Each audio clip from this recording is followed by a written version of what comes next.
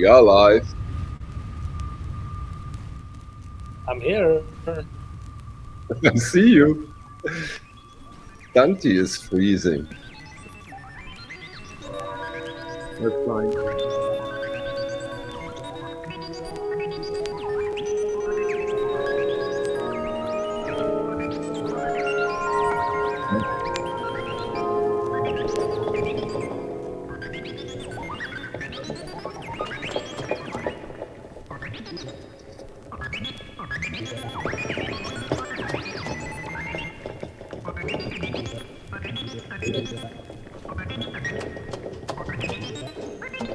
Thomas, what is this? What is it? It's one of the labels that I collect mostly and wanted to have all the records of for a long time.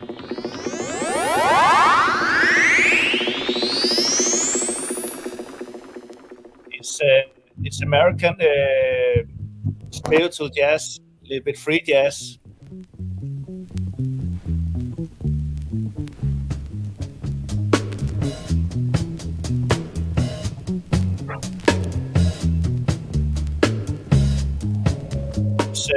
It's a very small label called Tribe. There's only like, I think 12 releases on it. I have a Tribe from finally. But those guys, of course, didn't put up that record into the box.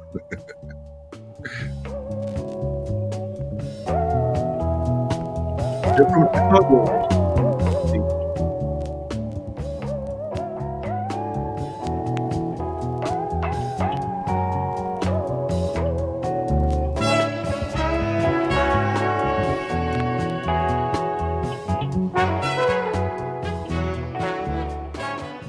Amazing.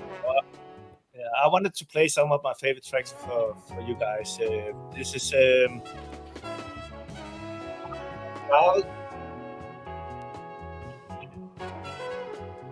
track called Space Abyss.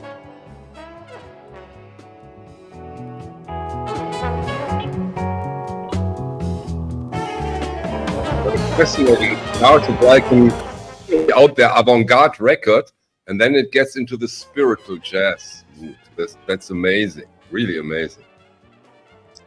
It's a record for me and Manfred to get married together. Yeah, you and Manfred, you one day you have to make it up. It's amazing. Yeah, the whole Tribe label is amazing, right? Yeah, I would say like all the But records again, is worth collecting. Yeah. It's the artist.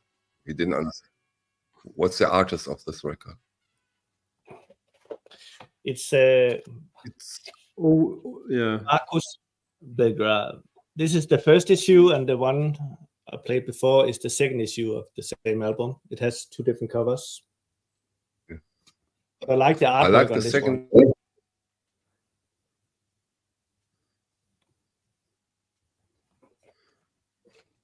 So yeah, today we our plan is to talk about records that make total sense if you see them, if you like the music, that you get them, if you see them in a good condition now. Don't wait. Get it, see it, don't wait.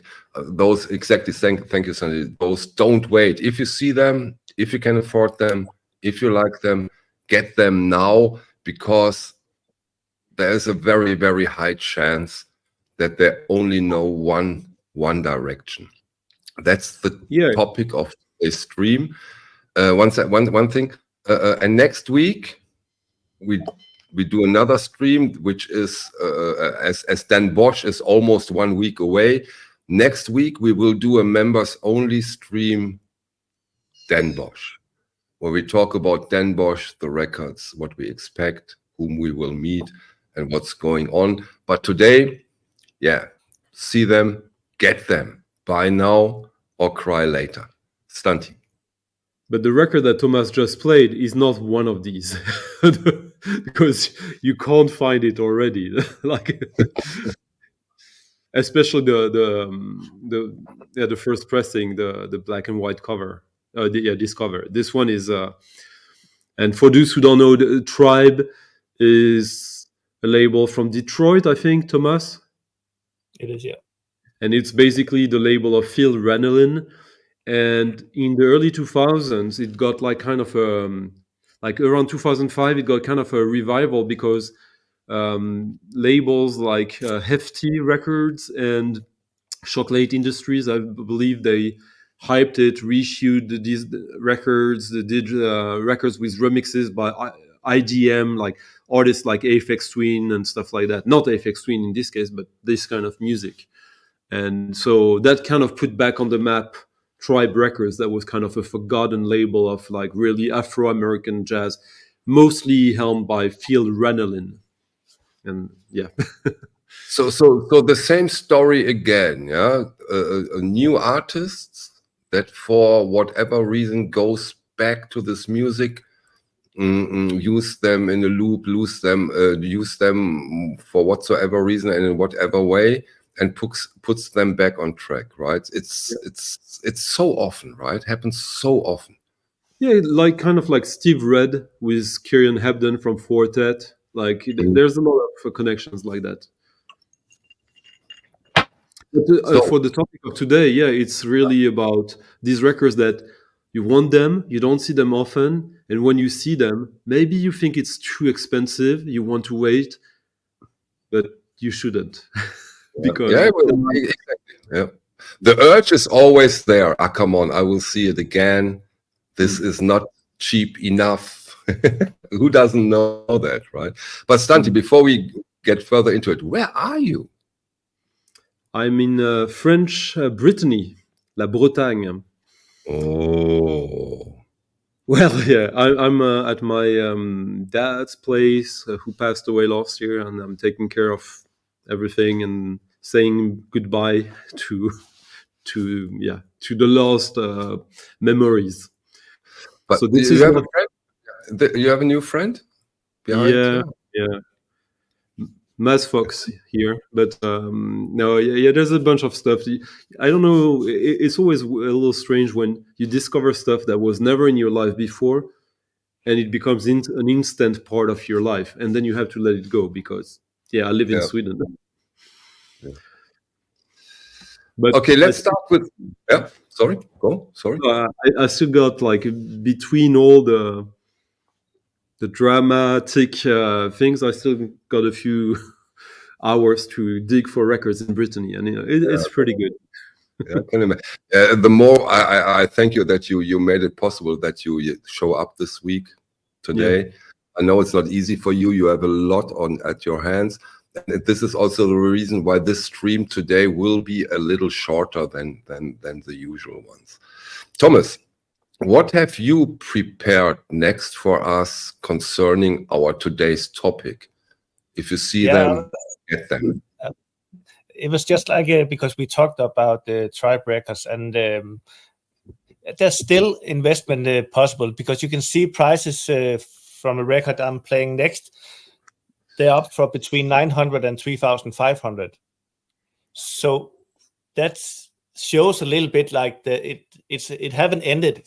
I think in 10 years time, those could be 10,000. So when you see them at a okay price, it's worth to invest in them. For they will never get cheaper. They will. The last 20 years, that is just going up and up and up. Maybe we should just explain, like, talk about the pattern of how a record gets, like, in that position where it only goes up. Normally, like, new music that is kind of not like the most mainstream stuff, it gets popular when it's released, or it doesn't. But if it gets popular, it goes up. And then it goes up for, like, about 10 years. And then something new comes, and this becomes, like, old and uninteresting. It goes down. And it will take sometimes 5, 10, 15, 20 years before it gets rediscovered. and it starts to go up again. And when it does, then it's never going down most of the time. Do you agree, Thomas? I totally agree. Yeah, that's that very well put, Stanti. That's very well put, and often, and those are also sometimes extremely valuable records nowadays. It hasn't been a success. It hasn't gone up. Only a few copies have been sold. A lot of the pressing has gone back to the label, got destroyed or whatsoever. Numerous krautrock records you get with those cutouts, because they have been, you could get them for 2 Deutschmarks. And all of a sudden, 4 decades later, probably first other artists, they rediscover them and say, what? Wait. This is amazing. And then all of a sudden they gain such a reputation. And then people go crazy. I think, like, if you've worked in a record store for some time that specializes in new releases, you often notice a very intriguing pattern, which is like people come in, they ask you what's new, what's interesting and new, and you show them, and then they come out of the shop buying the stuff they already knew. Mm-hmm. And I think it is because most people, and it's kind of normal, you feel a little bit insecure with the unknown, so you want someone to have already validated your taste. Like, if I like this, but I know no one who likes it, maybe it will be difficult. Maybe I don't buy it. Maybe I wait till like Michael 45 or Stunty or Greta Garbo. I don't know. Someone else. nice trio. Stunty, Michael 45, and Greta Garbo. I like that trio. Yeah, streams of consciousness. But so basically, because of that, a lot of new records, well, they don't find anyone who buys them because small press, not the best distribution, and before its lifespan could have gone to, so that they discover or they encounter their audience, well, they're gone off the shelf. They're back to the distributor, back to the label. As you said, Michael, they get pulped or something. So there will always be new records like that, especially now. What you just described, in my opinion, there is one word for it. Brand. Taylor Swift is a brand. Yeah. Queen is a brand. And a brand has one major function. It gives you security. Yeah. But I don't think that many of those top brands will get into the position of being in the position that are the records we showed today, we talk about today. That's very different. Of course, we have the Beatles, but if you consider the popularity of the Beatles, their originals are 2 things. They are always available if you have the means and the money, and they are relatively pricely considering the demand, relatively cheap considering the demand. So what we talk about today is in a way something different, right? Yeah, it's the records that we noticed that we finally got the information that these records are good, interesting, exciting, desirable, but there are still copies available, not necessarily cheap, but we know they will go much, much more up in time, often, maybe quickly. Maybe it's next year. I'm sure everyone has this experience of like one of their bands that they love, and for years the records, you can find them for like 20, 30, and then suddenly it's finished. It's finished. Suddenly it's 60. Yeah. Thomas, do you have an example for us we can listen to and talk about? Yeah. I think this one I looked up on Discord, and you can buy a VG Plus for 900, a near mint for 3,500. Wow. So that's quite a spectrum. Yes. Do you trust the one for 900 or do you trust the one for 3,500? It's always difficult when it gets a record.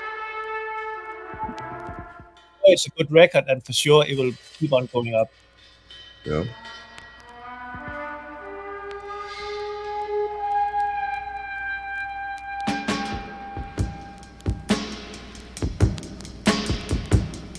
Out of to Dave. Yeah,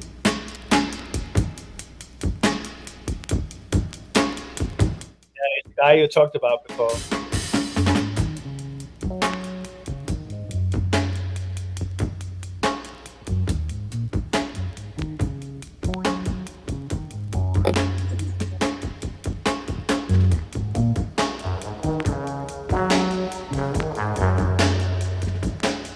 That record in about 2008, 2009, that was a $200 record. Sorry? Like in about 15 years ago, it was a $200 record. This one. Yeah. So it knew only one direction, right? Okay, Santi, what's the reason for it? Try to explain. We Why? talked about it. It's this label got hyped in the mid 2000s. They got reissues, some reissues of some of the key releases, compilations, and few originals in good way. That's one of the biggest one of the label. Yeah, and it's good music. People want it, and it's a big world. I think the biggest reason, Michael, is 8 billion people on the planet. They probably did 500 copies of that. How many people are rich out of 8 billion people? It's quite a large number, right? If you think that maybe, let's say 2% of the population of the world is wealthy, and 6% of them are into records, or 4% of them are into records, it's still more people who have very large means, more than there will ever be copies available of all the desirable records.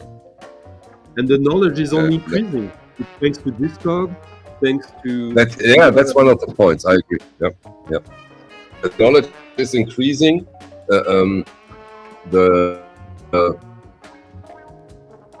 Is getting lower, and that gives you confidence to get into it. Of course, I agree. The new sounds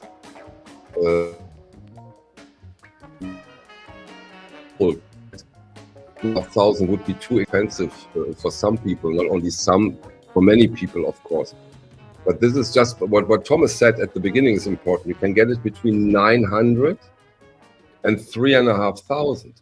So that means if you see that record, that for 1,400 or 1,200, which of course is a lot of money for a record, but this still might happen, and I can imagine that's the reason why Thomas showed this record, because the variety of this record is huge. Yeah, and it's even more than that. It's like, let's say you find it for $200 and you've never paid that much for a record, and you think this is way too much. Well, it's not. It's a good deal. That's what we're saying also. Yeah, good because point. You can say that 900 is up for 900 and 3,500, and it's not sold for 900. So what is the actually value for it? So but what you can see is like it will go up, because if I have a Nearman copy, I want to put it up. I'll put it up maybe at 1,500 or 2,000, because I can see VG Plus is 900 and another Nearman is 3,500, which is too high now, but that might be the price in 5-6 years time from now. And I must say though, also there are a lot of people who kind of dismiss Discogs and say Discogs prices are crazy and blah blah blah.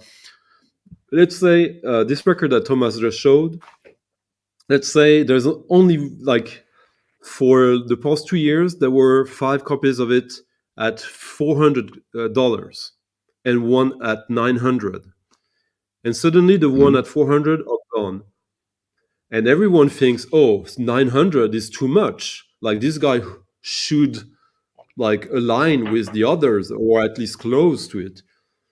But he doesn't. and no other copies turn up. And after 6 months, 12 months, 15 months, maybe someone who really wants it says, fuck it, I buy it.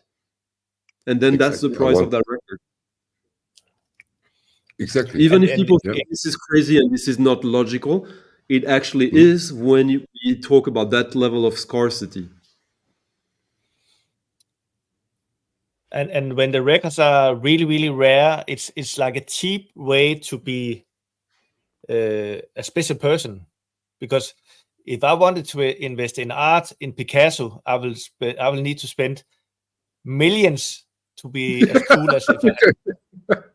And then you don't have a cool one. Trust me, you don't get a cool one for a few million. No.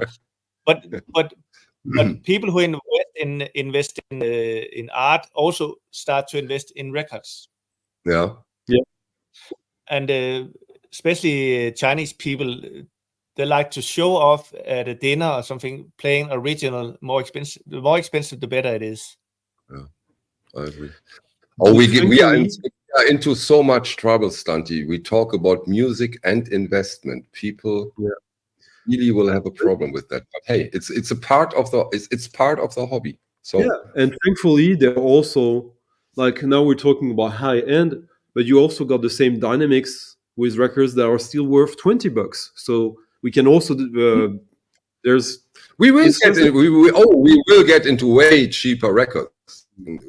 For sure, we will. It's just that that dynamics exists for everything that is desirable and limited, because it is limited in quantity. And you can't Santi,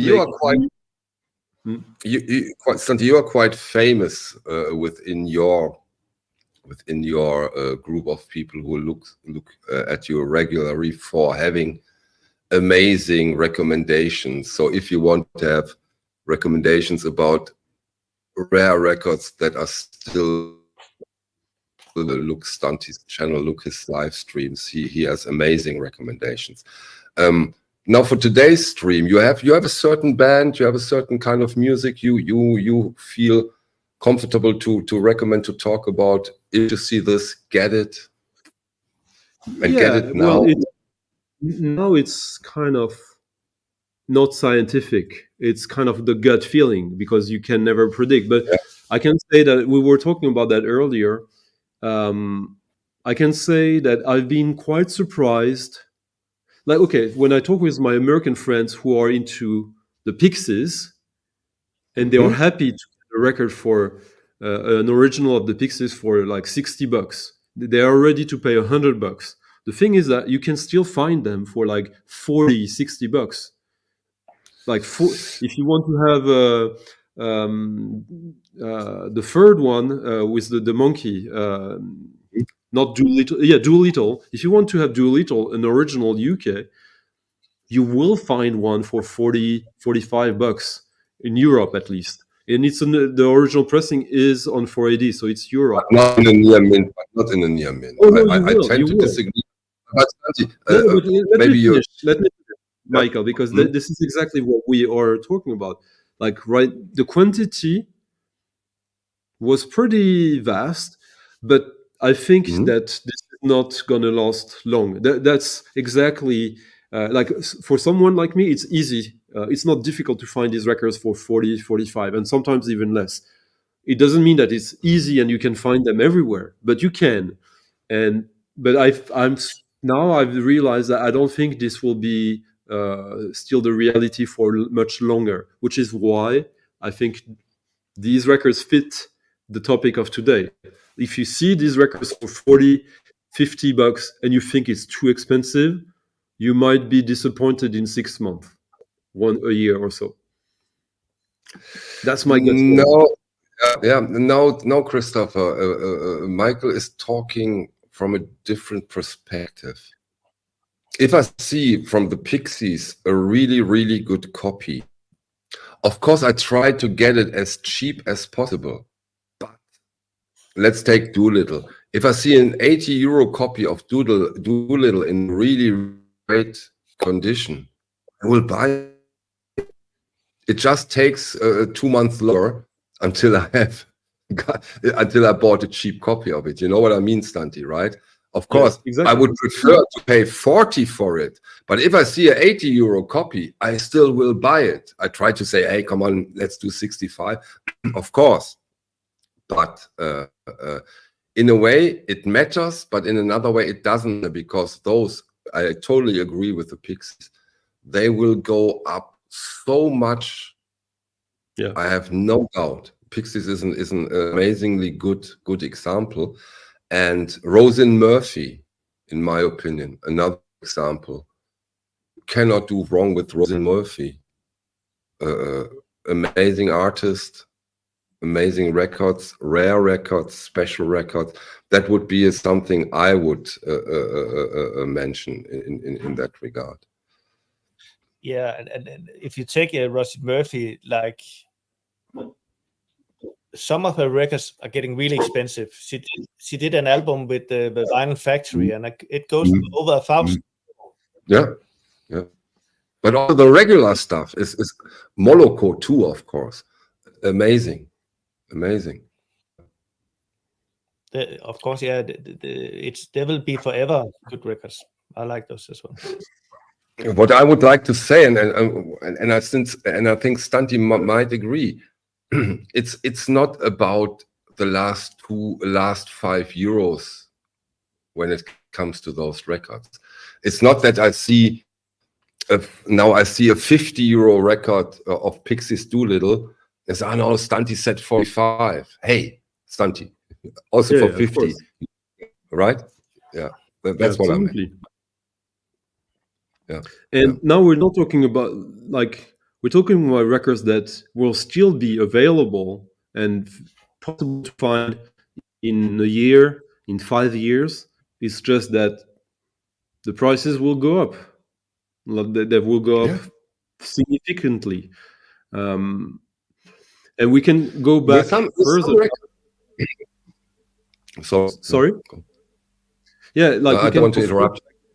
But at the same time, I think what's interesting is we were talking about that earlier. Records from the late 80s, early 90s, and all that. What's interesting with them is that usually you usually, especially for rock and all that, like you find them in better shape than rock records from the 70s or early 80s, like statistically. Because the CD already existed, so the people who kept buying vinyl records most of the time were people who cared about it. It was like they made a conscious choice. And of course, the pressings are smaller, so when you find them, if you find an artist that you like from the late 80s, early 90s, well, like, I mean, this is nothing new to say, but really, that's a good thing to focus on, and to basically, it's all about understanding that this limit you have in your brain, in your head, about how much you should pay for things. It's about, if you really want them, learning how to be more flexible with it. Not because I don't want you to pay more than you should. It's just sometimes there's so many examples of stuff that, like, as we said in the beginning, like you thought this was too much and turned out that you were just being conservative with yourself. Stunty, you as a wholehearted record collector for decades. Yeah, your memories are probably full of, oh damn, I should have bought it when I was it, right? Yeah. These are the records I remember most.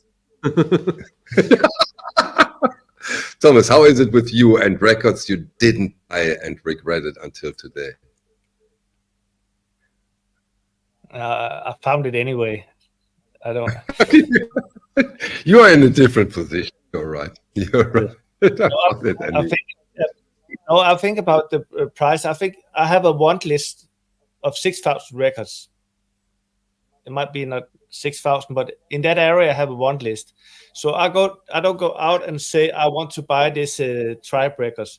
I wait until I see it at a proper price. So if you have the patience and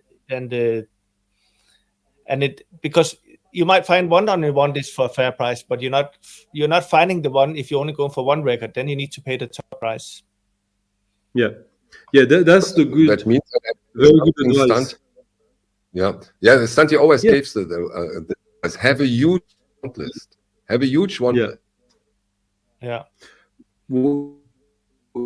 What I do is like I have a large want list, and you look at it on Discogs and you look at the ones that there's two things to look at first. The first thing is how many copies are available. That's the good indication. And if you see something that is desirable, has very few copies, if not only one, and the price is still like manageable, these are the records you should focus on. There's another 100%. factor there's another factor I find quite interesting, and that's how many people are looking for it. How many people has this title on their want list? This is also an interesting and important factor, in my opinion. And if you take the Tribe records, I think it was the one we played before.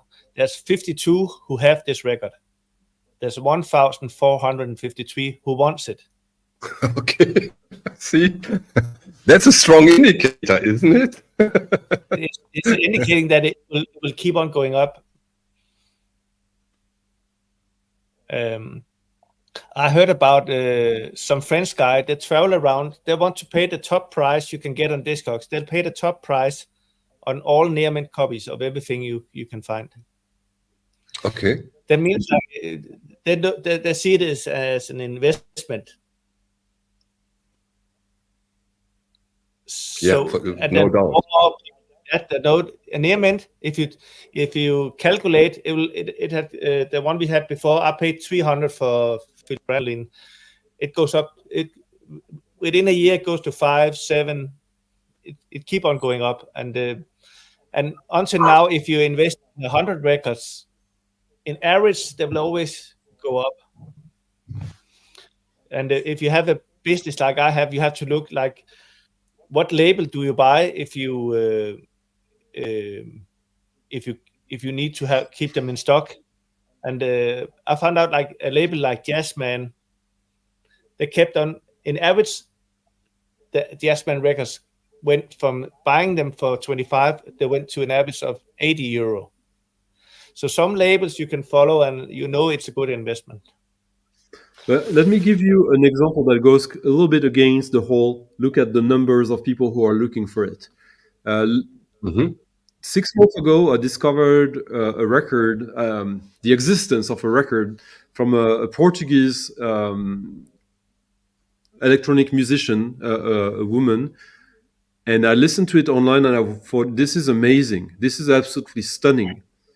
She only did 100 copies of it. There was about 20 people who had it on Discogs and about like 30, 35 people who wanted it.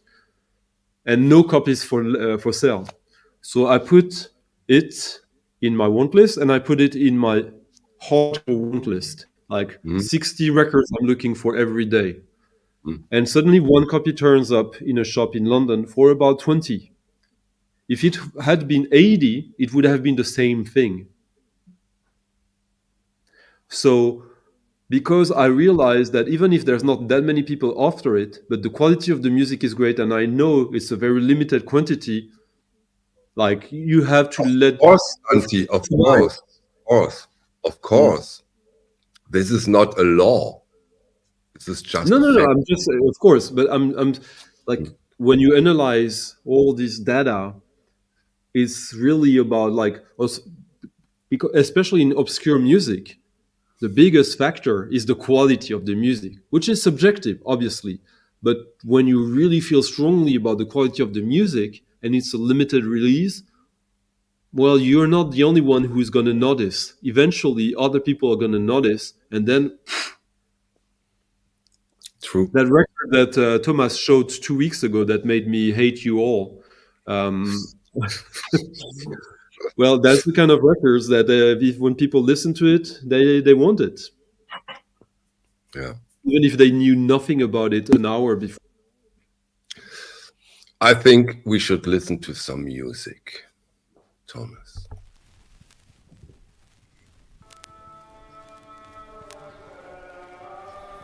Yeah. So like the want list is also different if you have like spiritual jazz.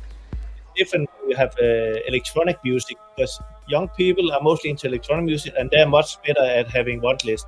So they want a lot more than those who want electronic. So in electronic music you have a high numbers of wants. So 1,000 for a record like this before is a lot, but it's very little for a record like this one.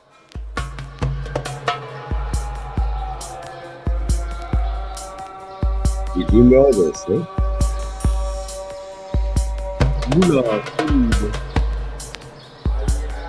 A record that doubles its price every year.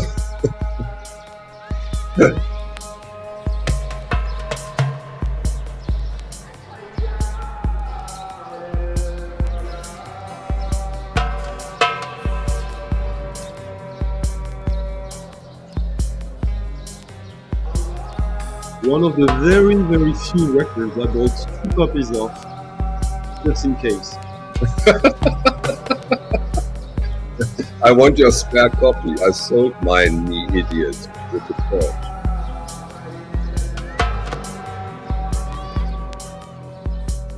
Yeah, it's one of the records I have 2 copies of as well, and I have not been able to find the open one. I only found the sealed one all the time, but today I found an open copy, and But you two are aware that one of you in future times only has 1 copy, because I need it back. I will put this one up on the OBC next week. Ah, cool. Oh, great. And see who will be the fastest one. Will we get this at Den Bosch on the wall? Yes. It's sold. No, Manfred, trust me. Manfred, do me a favor. I know you're not into that kind of music totally, but give this record a try. It's unbelievable. Trust me, please. Try it at least.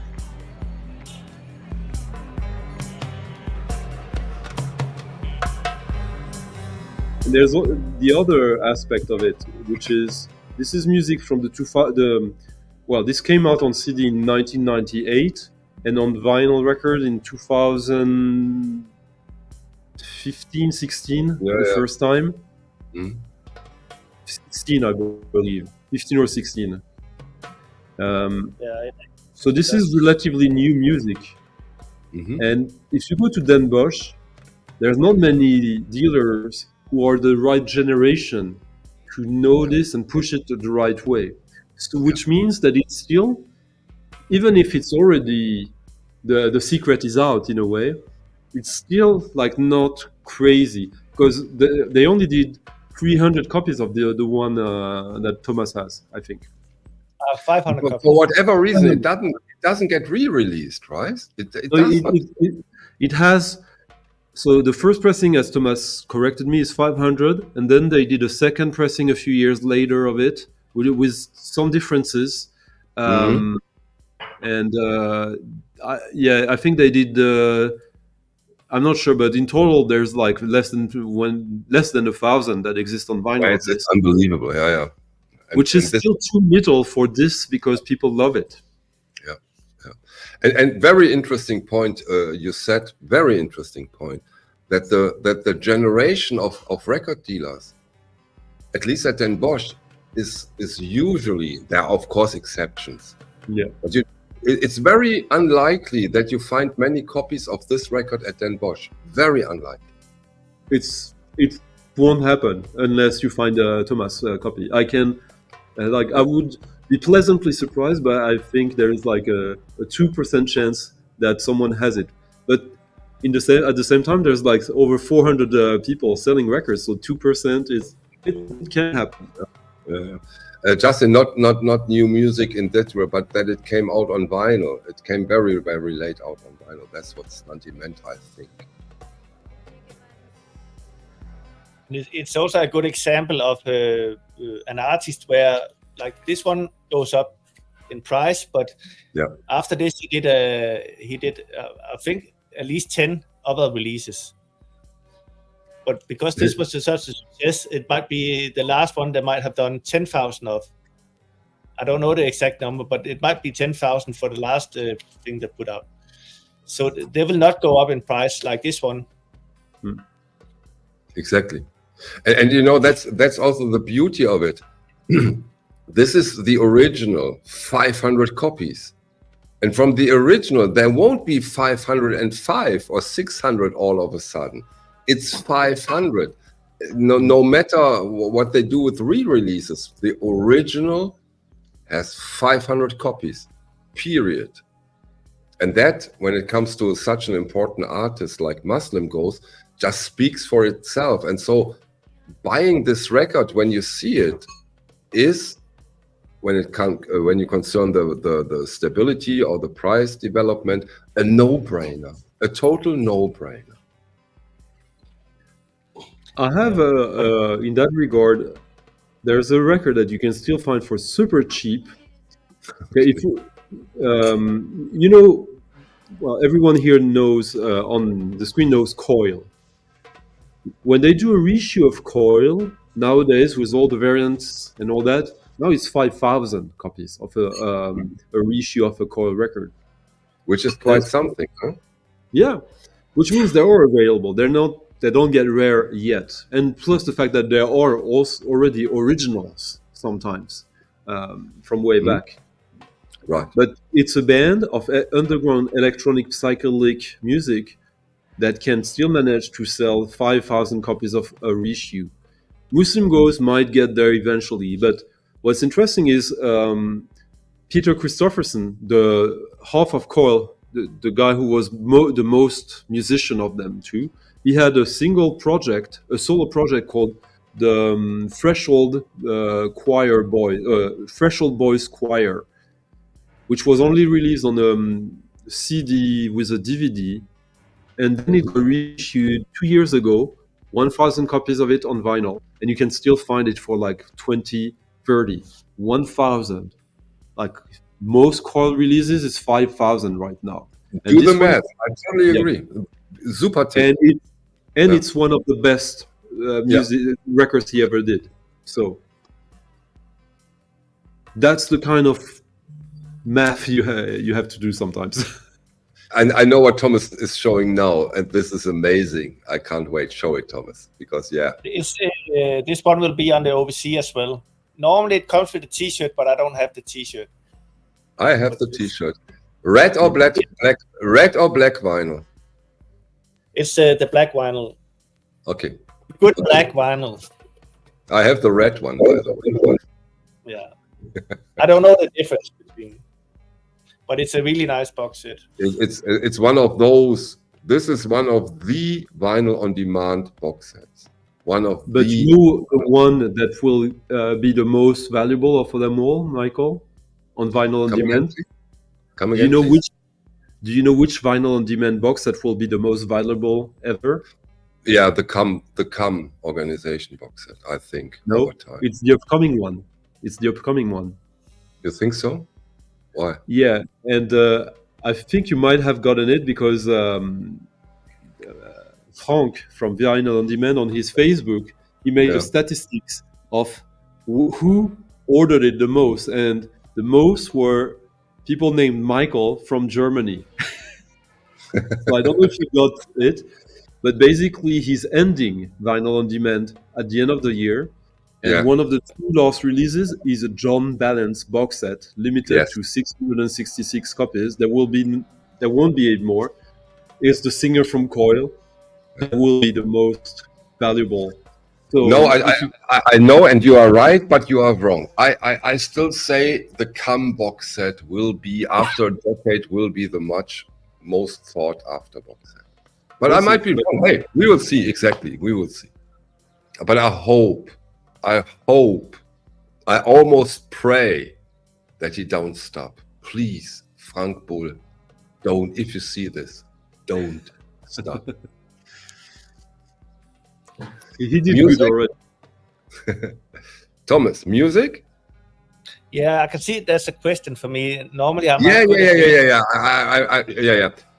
Second time, I marked it. Okay, if you want to ask, which turntable mixer are you using?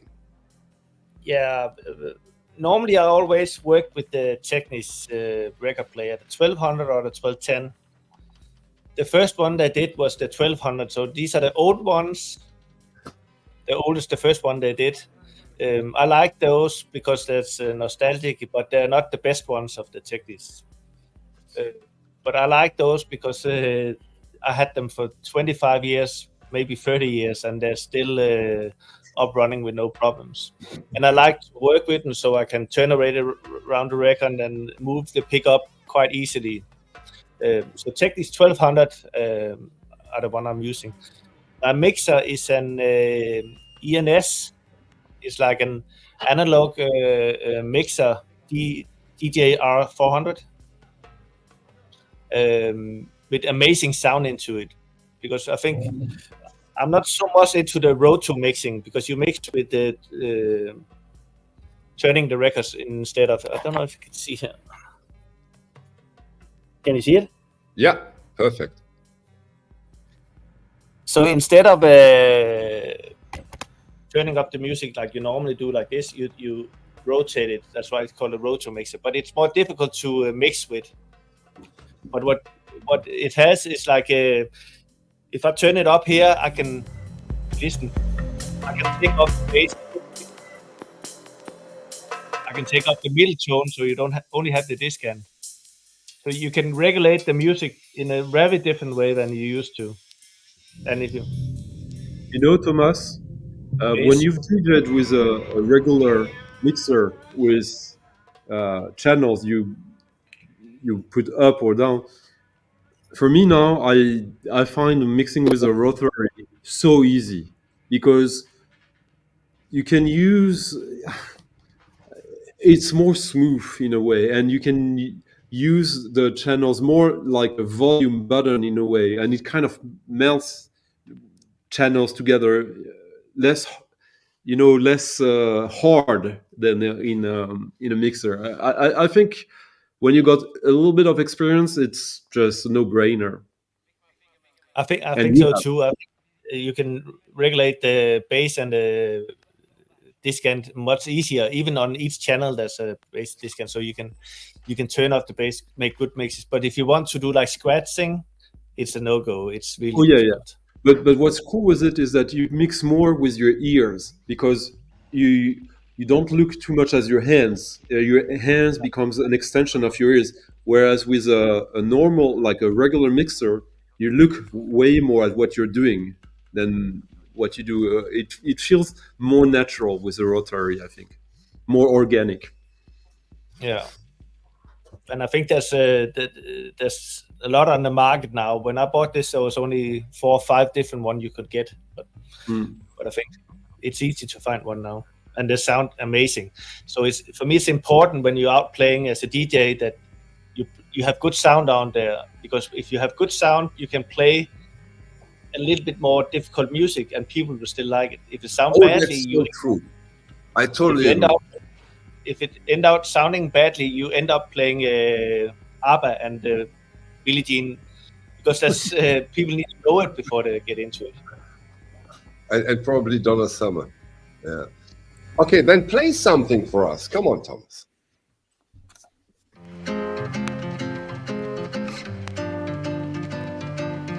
Lontano.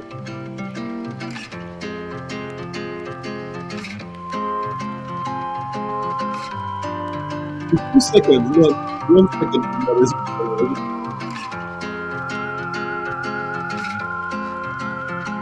I agree with.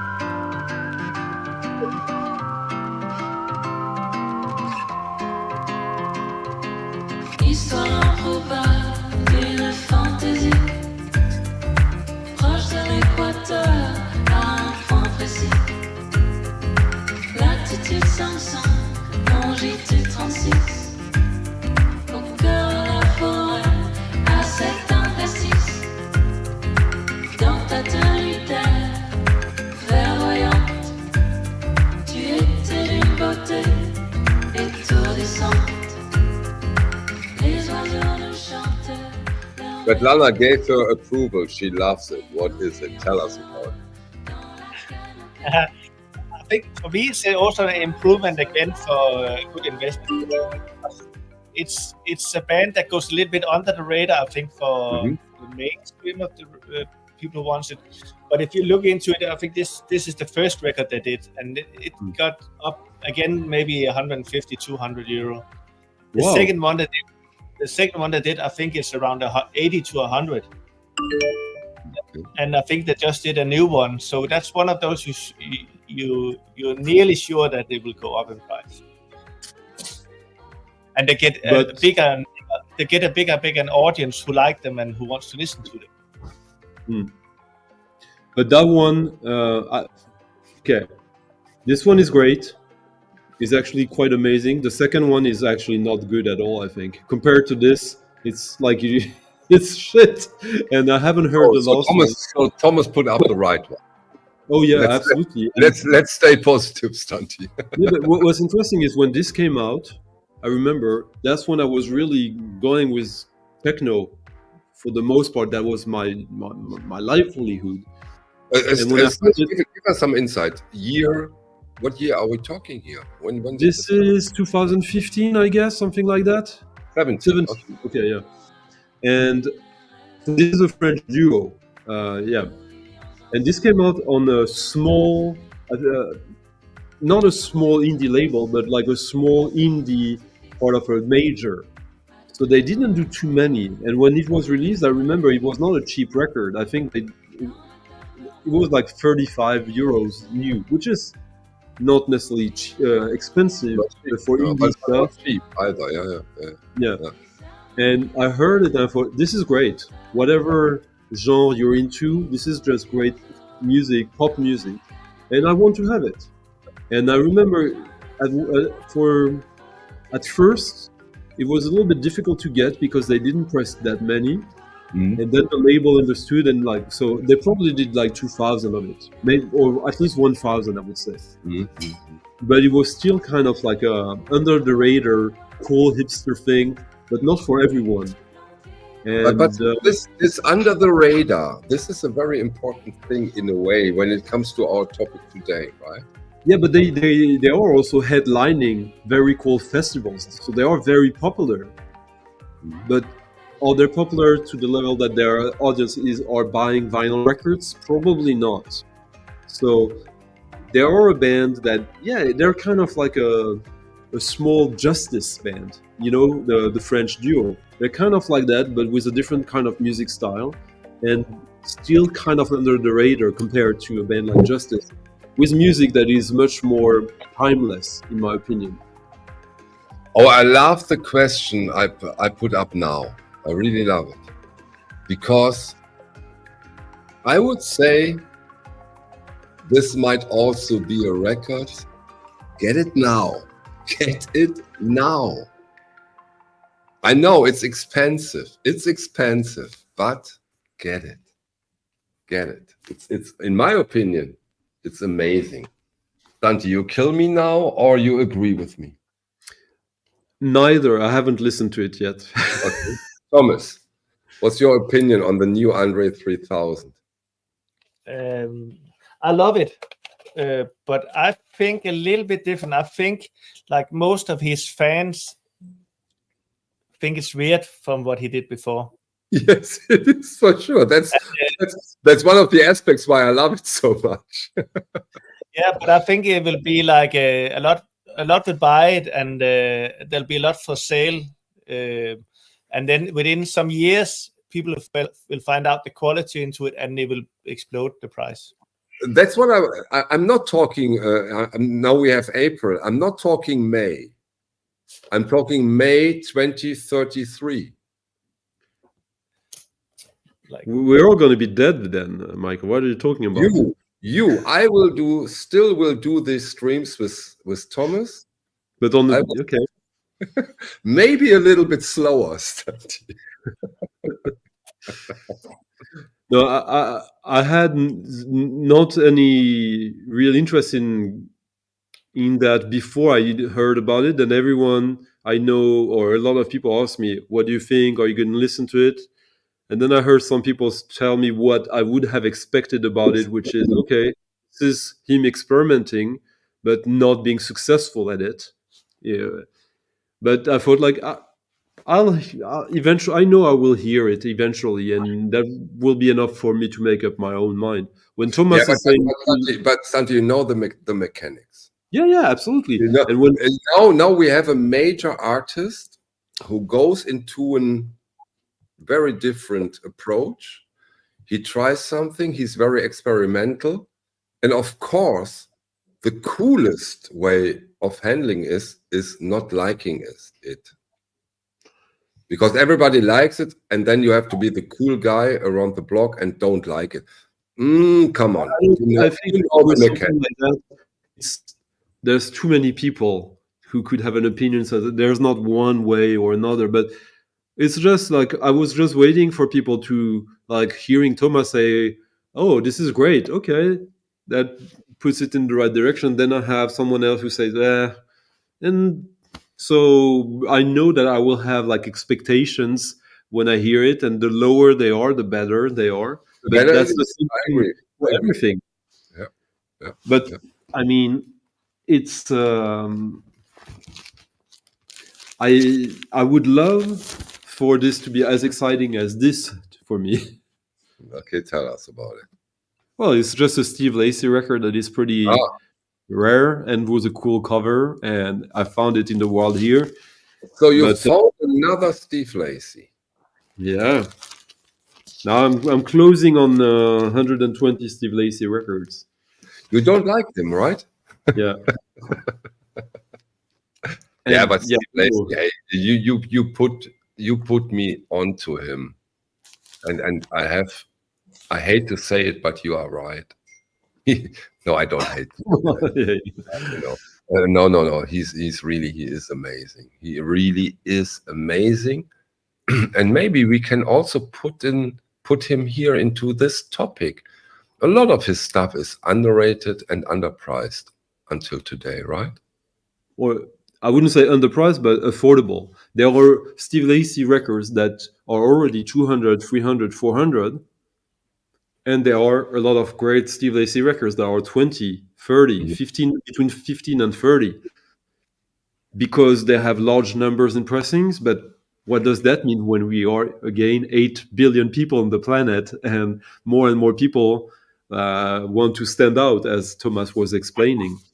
Although I don't agree with your 8 billion example, because the majority of them are happy when they get fresh water, which is a terrible. Yeah. In reality, it's only like 900 million. Yeah.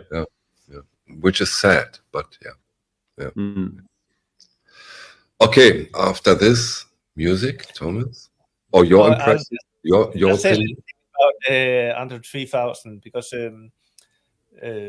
I heard it when it came out just as a MP3 file, and I really liked it, and that gave me inspiration to find a lot of records that has inspired him to do that record. And one of my trips to Los Angeles buying records, I met a guy called Carlos Nino. And he's the guy who works with the Android 3000 on that one.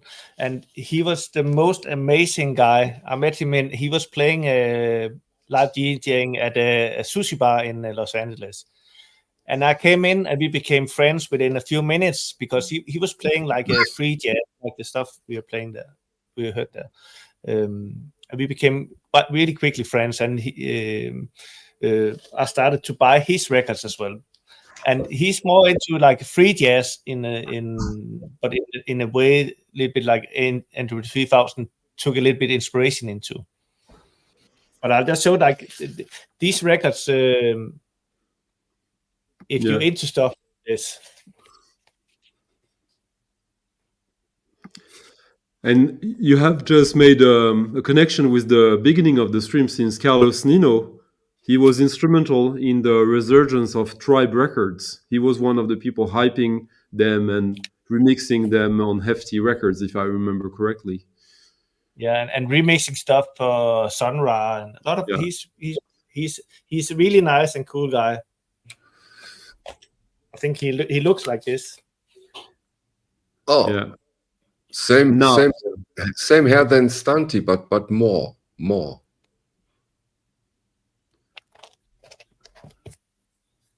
Nice.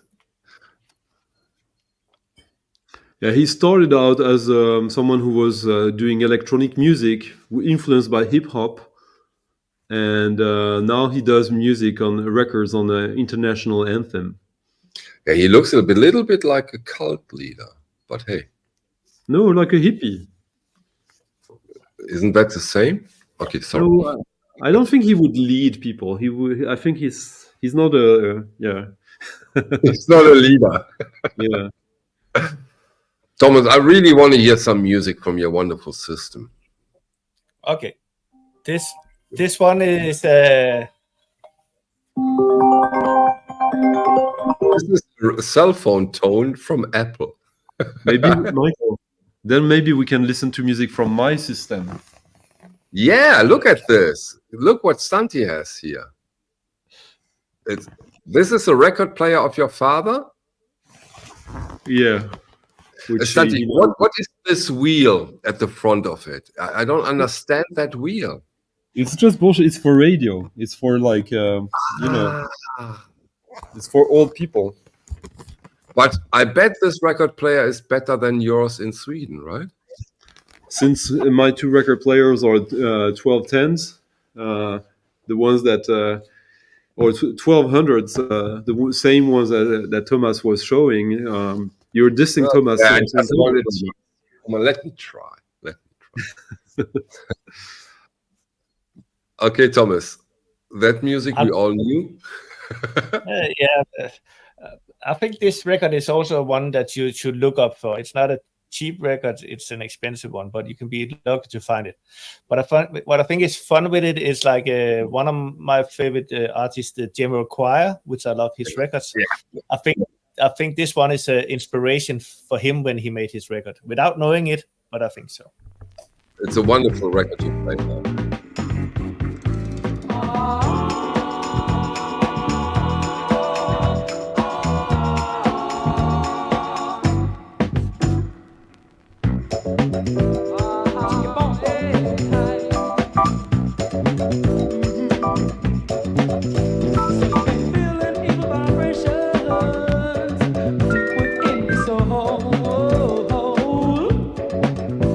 I believe something's trying to tell you to let a little love show. Feel it on your mind, and you've been feeling deeper vibrations all through your mind. Yeah, you better change your way of thinking. You better out mankind. Yeah, also a record that is made like in a really low quality.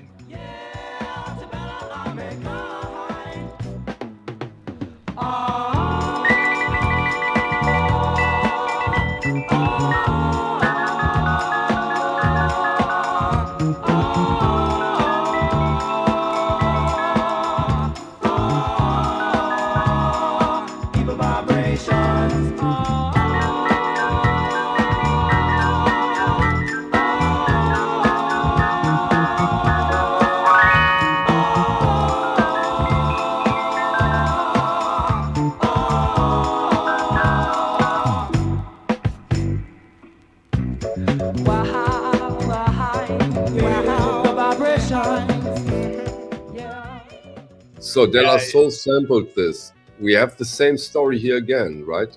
So So true. And but this album is not where you find one track that because of the sampling. It's 9 good tracks. All of them are really amazing, and it's that's why it's not just a sampling, but it's also a really amazing record. So that's why a lot of people actually want it. And when it came out, it wasn't successful, or was it successful? Probably not. Do you know that, Stunty? You know the history? It was no, it wasn't like a total bomb. It was just. It's a little bit loungy. It's nice. It's got a lot of good ideas in it, but it's still a little bit of like a love boat vibe sometimes. Yeah. Of course, I was aware that this is not your dream record, of course. But again,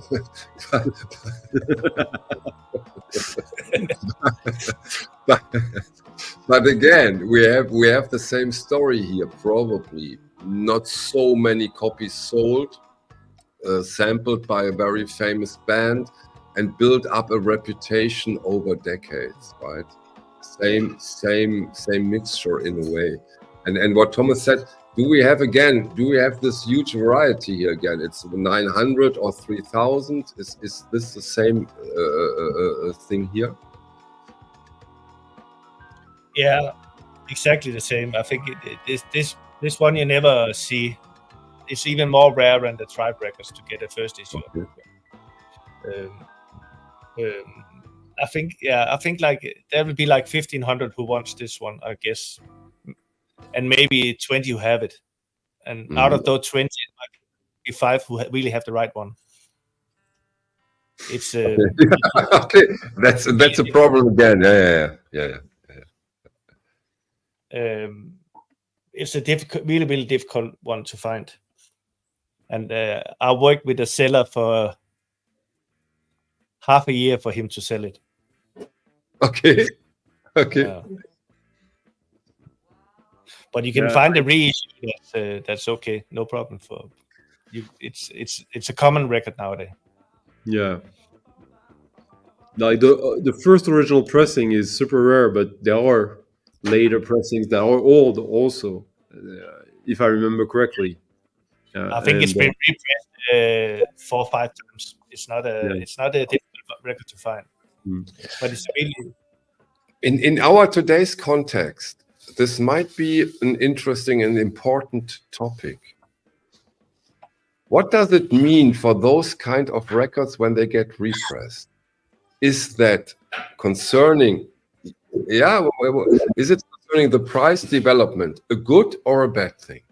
Stunty, you already reacted, so get into it first. It's been at least 20 years, I think now, that whenever. Okay, imagine you're 20, 25.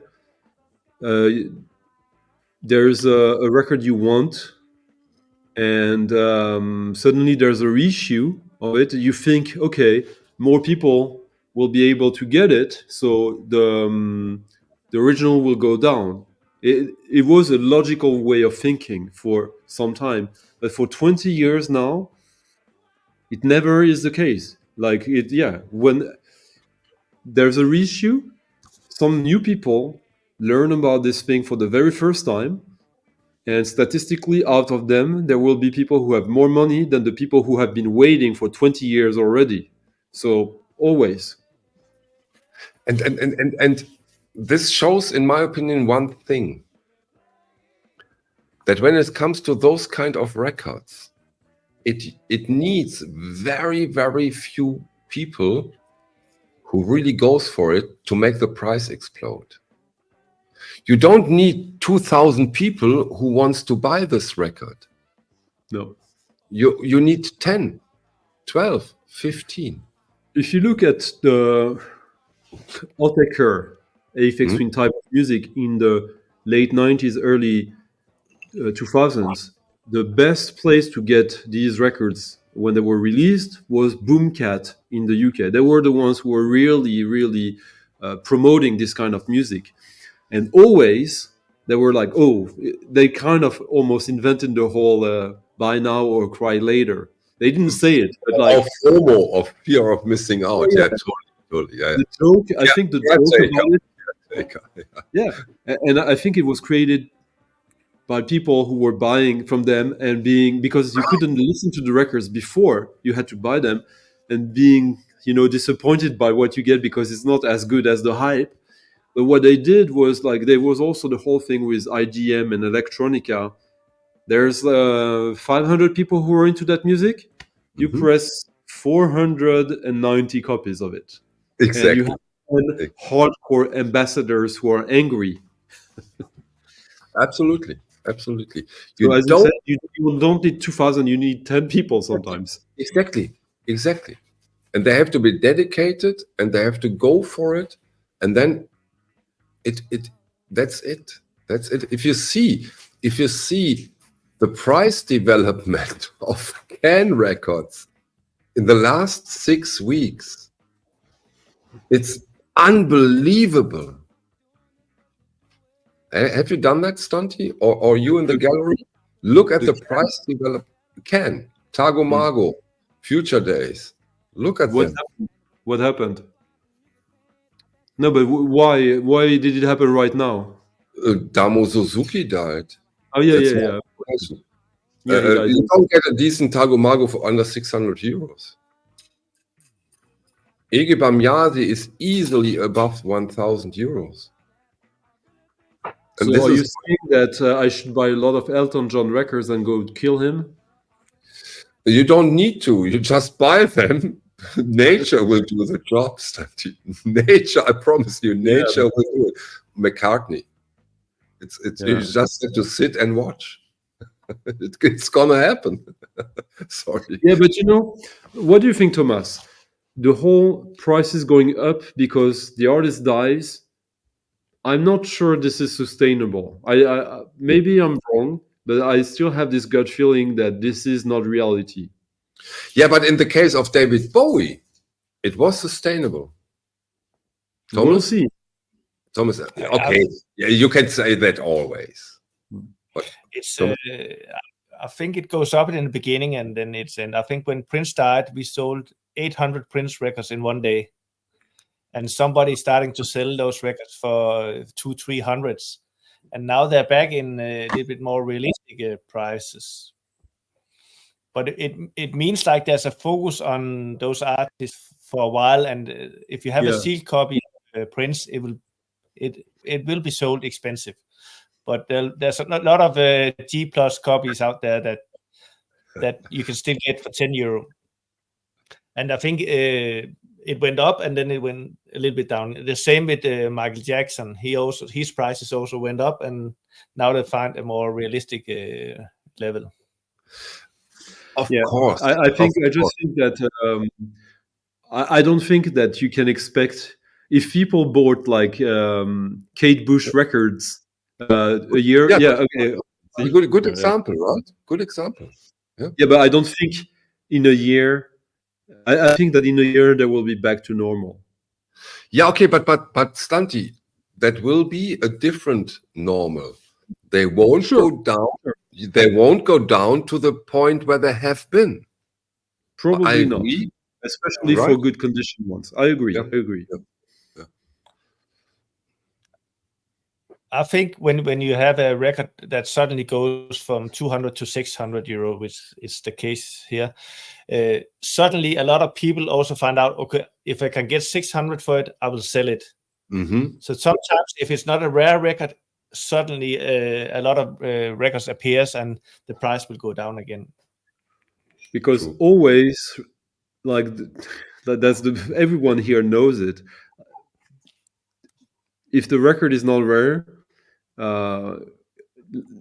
it's artificial in a way on the level we're talking about, like records that get to several hundred, several thousand dollars in price. Like any kind of records can artificially get up to $100, $150, $200 if there's the right condition, right marketing, or whatever. But like these Tribe records or this Muslim Goes record, Hard Truth, 500 copies, first pressing. Like you this exactly. I maybe now is the time. We started that a little bit with the Kate Bush. We also have seen the opposite, but I think when we talk about the opposite examples where the price really significantly went down, we also can see a structure. Let's say Elvis. Let's talk about Beach Boys, and I put in the Beatles. I think the Beatles won't keep the prices they have today. I think the Beatles will go down. No, I don't agree with you here, Thomas, because I can imagine that in a few years, the Beatles fan will die like flies. And then, same with Elvis, 10 years earlier, Beach Boys also a little earlier. There are too many records out there, and too many hardcore fans, and Yeah, they but- will flood the market for quite some time. And I can imagine that those prices will go down. Thomas, you disagree? Why? I disagree with the Beatles because Mhm. I don't listen to Beatles that much, but I still think it's the biggest band in the world. And for the next 500 years, people will still listen to Beatles. It will never go down. And there's so many who want to have copies still that are waiting for just a fair price on it. Beatles will keep on up. A good copy of the Beatles first issue, no, it will keep on going up. I think I- Stante agrees with you. Yeah. I agree with you, and I have 2 points about that. Beatles or music, Elvis. Whatever you think about it, there's a dimension in his art that is theatrical. Like it is like the way he sings is theater, so it's part of a time, so it ages. Either you're nostalgic about it, you like it, but you don't necessarily gain new. Like Beatles music is more like normal in a way. It travels through time more normally. And Can another you thing, sing once more like Elvis for me, please? no, you'll have to pay me. But but the other thing is also that it's not like Beatles. You get original Beatles records are not that expensive, so it's not like it's. I hope that Davy Strange name sees this and puts up a shot of it. But don't you agree, Thomas, that there's not that many? Of course, there are some like curiosity, like some odd pressings. But if you want an original of Revolver, of Let It Bleed, and Let It Be, well, it's not like these records are not like what we're talking about, like records that already are like $500 records. No, some of them are, but I think like Elvis. Can you tell me 3 Elvis masterpieces records? No, in my head, Elvis is 500 different records with good tracks here and there, but it's not like a masterpiece. Like this one is the Elvis record to have. So I know okay, there's a few.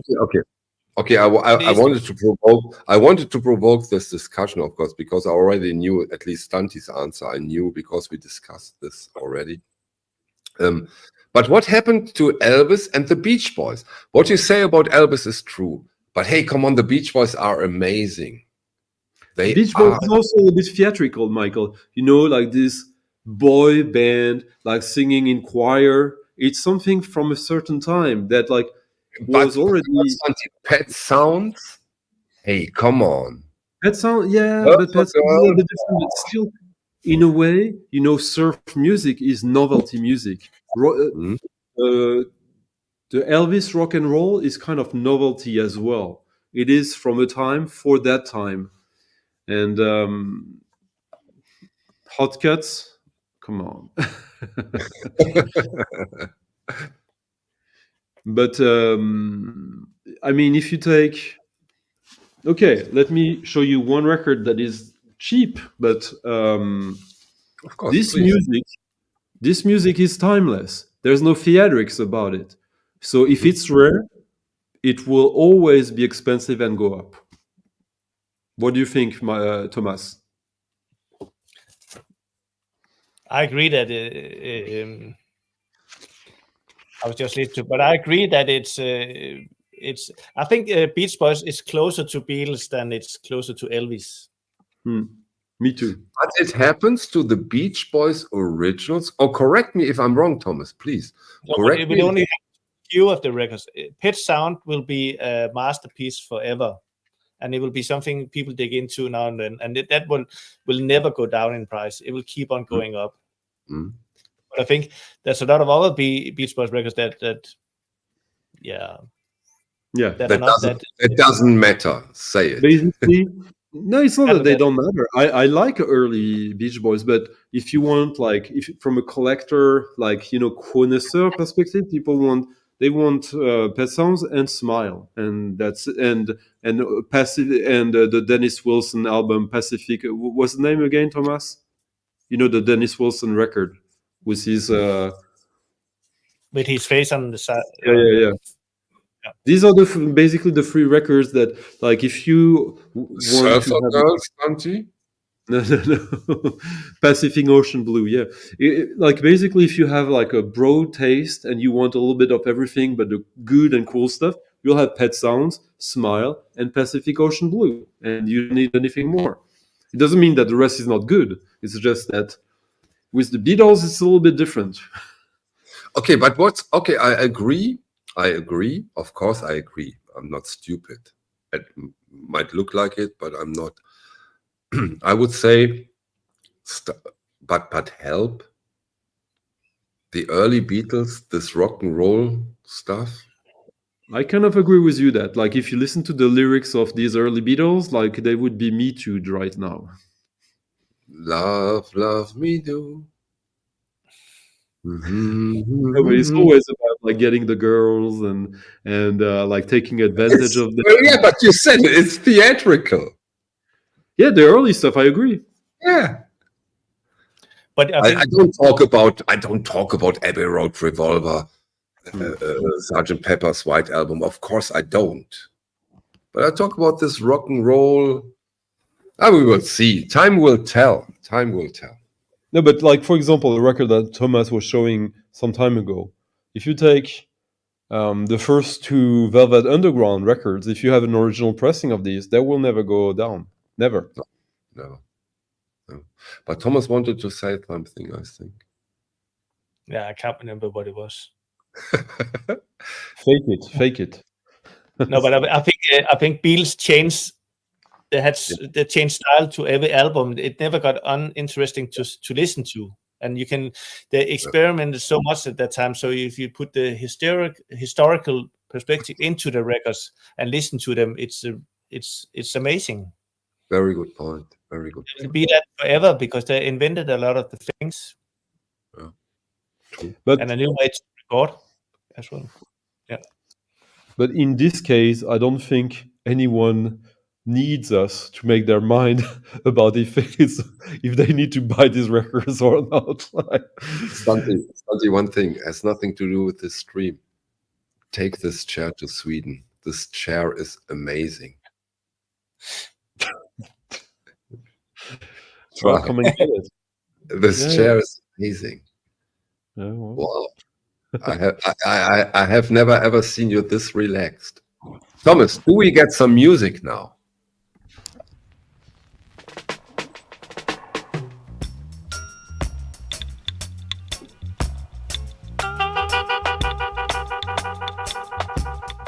As your thing to invest in is reggae.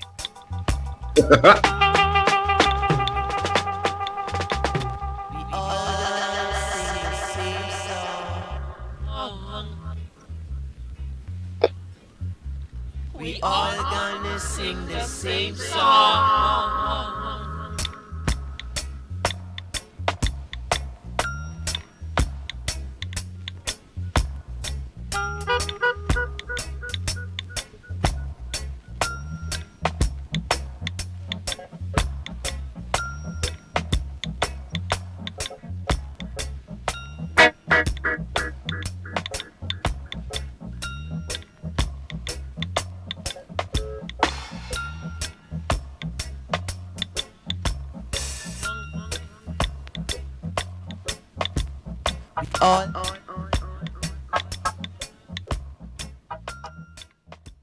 This is a dub version of the whole album, Visual Vibration. Great. From a Jamaican label, Top Ranking. So when you say, Thomas, a safe and sure thing to invest in is reggae, is that not a bit broad generalization or stunty? Is that safe to say? invest in reggae if you like it. Well, if we playing this game of like investing in records, which Yeah, we all I know. high a It's little the, bit, yeah, but yeah. if we play the game, Yeah, let's um, play the game. Exactly. Good point. Yeah. well, Thomas just showed us a dub record, so it's already kind of different. I think that a lot of reggae albums are not really. I mean, I don't think getting Bob Marley originals is such a good investment, to be honest. If you think about it that way, I might be wrong, and I know that some of them go for some money, but I don't think it's necessarily for the music. I think the good investments in records are when it's because of the music and not because of the the everything around it. And Bob Marley has too much around him for that. But like that record that Thomas showed, I totally agree. It's a cheap record, and I mean, not if you. Well, no, it's actually it's not an expensive, super expensive record, and you can still find it for like what 40-50 bucks, Thomas. Oh, is that is that a stunty price again, Thomas? No, Yeah, no, It's- it's- there's a huge difference because the album is 40-50, but the dub version is really I can't remember, but it's some hundred. but there's I a haven't looked. lot of pressings of that record, isn't there? No, not of the dub one. Okay. Of the original, it has the same cover. It's the same artwork. That's why it's Yeah. Okay, now I understand. Yeah. the ordinary one is 40-50 euro, but I think this one I haven't looked up, but I'll guess it will be 400. I knew that was a stunty price. That was a stunty price of a record Stunty doesn't have. No, I think it's because it looks exactly the same as the album. But Thomas, what makes you say that invest into reggae? Are you talking about those Jamaican pressings, those wonderful silk screen jackets? Are you talking about this stuff? A bit like Stanley just said, you can get it for 40 euros. So you get original albums for 40 euros still. Of course, you still need to look for the good records. It's not like all records go up, but it's still possible to buy original Jamaican copy for 40 euro. And if you find one in a good condition, it will keep on going up because the market for reggae is also one of those that it's really fast going up. And that you can see the rare one gets impossible to find. And but so these records, the record you showed, I was confusing the dub version, which but if we look about like one type of music where I would say like the vast majority is cheap, good if you're into that music or if you want to get into the music. I think there's one style of records that is a no-brainer, which I'm kind of annoyed to to repeat it and to let people know if they don't already. But it's the best bargains of the future, of the near future. It's ethnographical records. Ethnographical. Okay. Yeah, like world music, like stuff like this.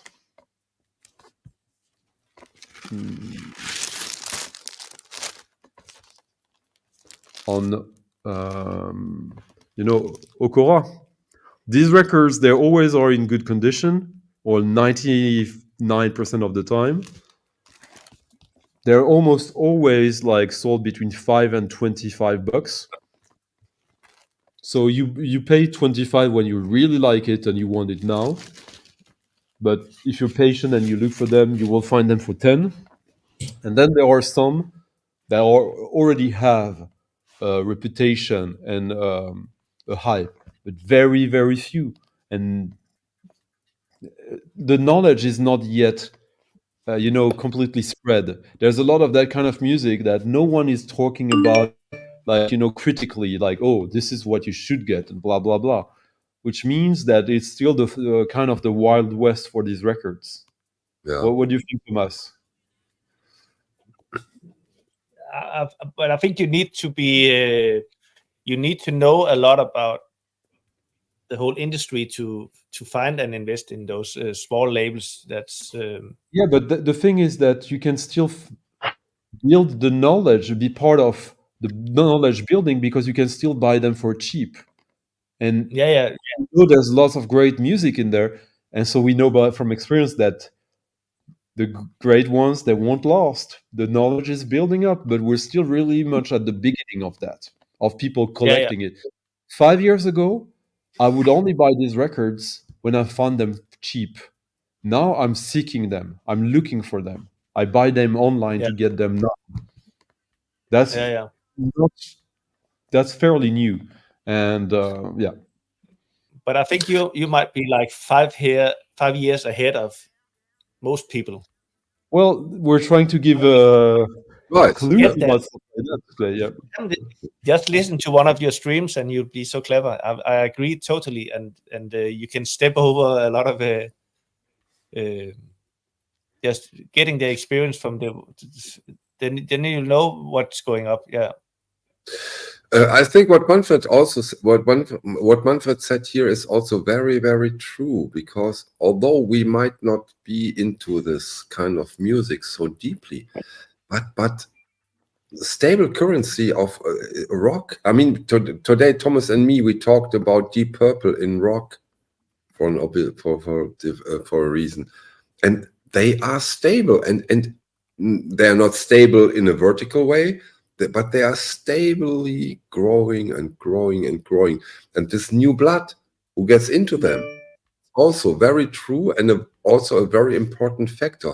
I think when it comes to classic rock, yeah, safe bet. Not exponentially. Do you disagree? I think that 80s metal will have the same fare as Elvis. I think because a lot of it is based on the theatrics of the time. So at one point, when this generation die, some of it will still, of course, have. Yeah, but we're not talking hair metal here, Stunty. We're not talking hair metal. We are talking classic rock. Oh, I thought you were talking. Manfred was talking about metal. Yeah, metal rock. Yeah, I think he talks Deep Purple. He talks. No, he said rare metal albums. Like, okay, let's see again. Pure like 80s stuff. I think he's talking about metal. Metal is one of the few genres that will never die and will always have. And I agree. Thomas? I think people who are into metal, they're like what you see. They want to have everything. They want to have the records. They want to look like the metal guys. They want to go to all the concerts. They're really into it, and that's why I think at least for many years it will be popular. I'm not sure it will go down, but I'm not sure it will like go crazy up. I mean, just think about it. A lot of the really expensive kind of left field, obscure heavy metal records of the 80s, the people who are into them and who buy them, there's kind of a nostalgia factor to it.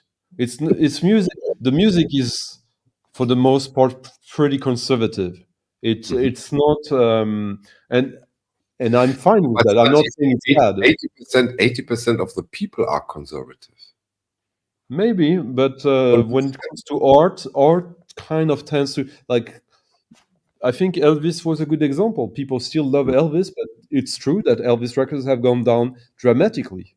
And I think it is because people who grew up or in the vicinity, like their parents or whatever, who were into that, like the theatrical aspect of it doesn't exist anymore. So it becomes less relevant. I don't agree. I think, Stunty, the reason is way more simple. I think the Elvis fans died. They get the children got their records, and they said, "Hey, what shall I do with this?" And they called Thomas and said, "Thomas, I have some Elvis records here from my father or my mother." And then Thomas said, "Yeah, show me." And that happens 20 times per day for some time.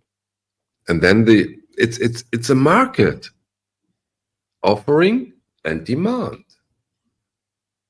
Demand and supply. It's easy. And then you have, all of a sudden, you have 200 copies.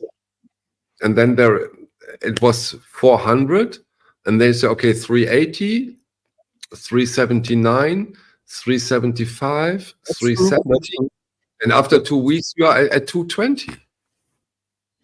That is true, and like my point is, I still believe that music that is part of a novelty art culture has less long-lasting timelessness potential than stuff like the second wave of Beatles stuff, or like when it's less grounded in something that is a gimmick, in a way, aesthetic gimmick, it will have a longer life. And Elvis had some gimmicks in his music.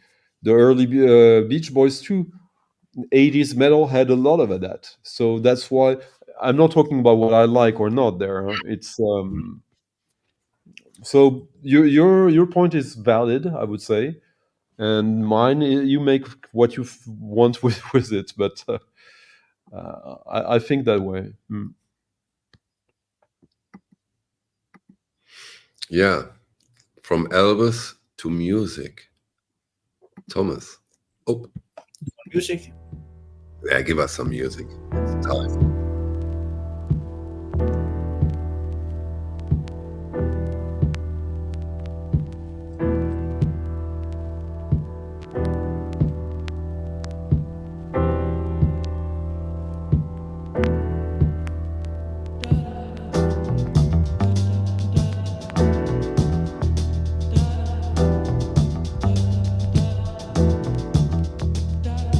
Rockets, moonshines, spend it on the habits, money we make.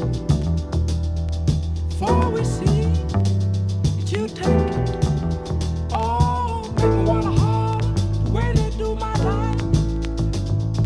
Make me wanna holler the way they do my life. This ain't living, this ain't living.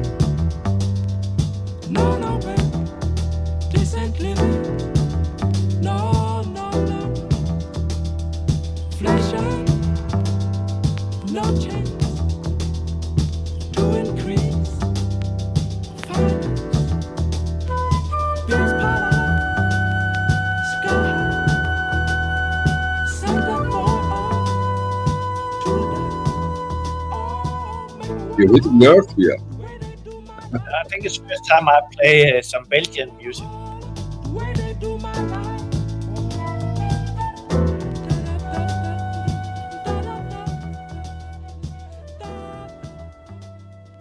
This is an issue of the Marvin Gaye Inner City Blues, of course. But I think Placebo did 3 amazing records, and those are also 3 records that are getting more and more difficult to find. They've always been difficult to find. Yeah? Yeah. Really? If you talk about like record dealer culture, Placebo, like we talked about we mentioned Placebo a few streams ago. Placebo is kind of any like self-respecting record dealer, you want to have Placebos records, because these are the records that there will always be new people who get into it. This is, like an artist, Placebo, or a record collector in a way. It's, for me, I really enjoy it. It's very much on the funky side of things, so I don't need to have everything. of that kind of stuff. I'm happy with what I have. If I find it, I'm happy, but I'm not seeking it out. But I know that if I find it, if the price is right, I will get it, even if it's not for me, because there will always. These are the records that, there's kind of a weird culture that might be a little bit artificial, and I'm curious about what Thomas thinks about it. If you go to a private record dealer, there's maybe, I don't know how many, but there's like, most of the time it's more on the like soulful, funky side of things, like the records that are the stable references. And throughout decades, these records have never changed. So it's kind of like these people are the holders, the guardians of good taste in a way. And of course, it's a little bit artificial. It has to be, but it still works. So sometimes I'm wondering. I'm not skeptical, but I'm a little bit cautious with all this. This is great, and funnily enough, this is, as Thomas was mentioning. They are from Belgium, and he mentioned Marvin Gaye. Did you guys hear what just happened with Belgium and Marvin Gaye? Tell us. So Marvin Gaye, when he was like fleeing the US for tax evasion reasons, he got hosted in Belgium for a few years in the I think it was between 78 or 80 and 82, 83, because before he got like his big comeback with Sexual Healing. And the second guy who hosted him just came out with 66 unreleased demos of Marvin Gaye. Okay. Original music. He has the right to own them, because Marvin Gaye actually made it very clear that he gave them to him to do whatever he wants with them, but he can't release them without now the approval of the Marvin Gaye estate. So we'll see, but that will be quite something. Yeah, this is one of the big thing for the next 2 years, that the VC will be.